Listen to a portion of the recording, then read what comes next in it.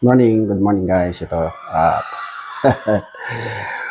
nagtatawag na sa akin ang aking mga alagang pusa at yan si Achi nakadungaw na. So actually pinakain ko na siya kanina. Parang gusto lumabas. So yun, tingnan natin guys. Oh, kumusta? Oh, ano? Lalabas tayo? Yan ma? Oh, gusto mo catnip? Ha? Gusto mo ba yung catnip? Ha? Ikaw, gusto mo catnip? Hindi ka naman kumakain eh. Wet food lang ikaw eh, di ba? Di ba wet food lang ikaw? Ayan guys, si Ken ba? At tumigil na ang konti ang kanyang pagiging in-heat guys. So, ayan, pero sa gabi nagtatawag pa rin siya. At ito namang aming si Yachi, napakaganda guys. Kita niya naman, oh. Makikipaglaro yan pagka ganyan, no? Hoy, anong gusto? Ha? Yan, ang dalawa. At si Ken may love na love niya. Si Yachi. Yan. Ano? Anong gusto niyo daw? Alam ko na kung anong gusto mo.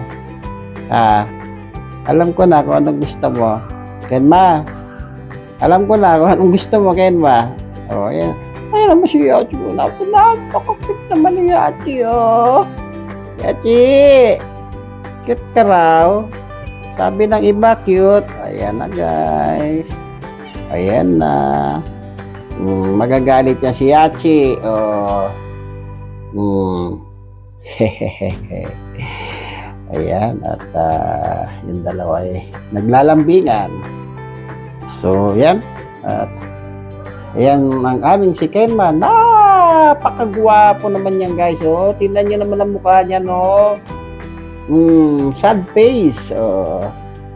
Kahit saan yung tingnan niya guys, sad face yan. O yan.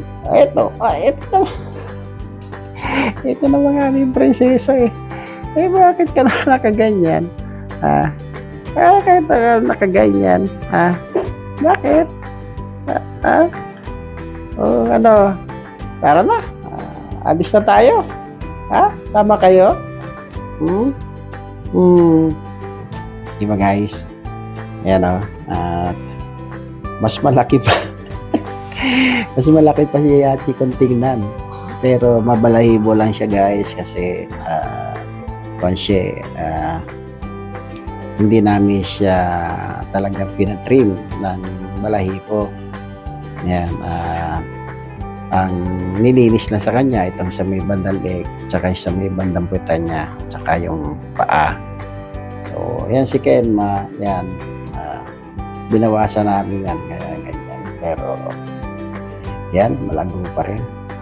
So, hanggang dito na lang guys, at maraming salamat sa inyong panonood.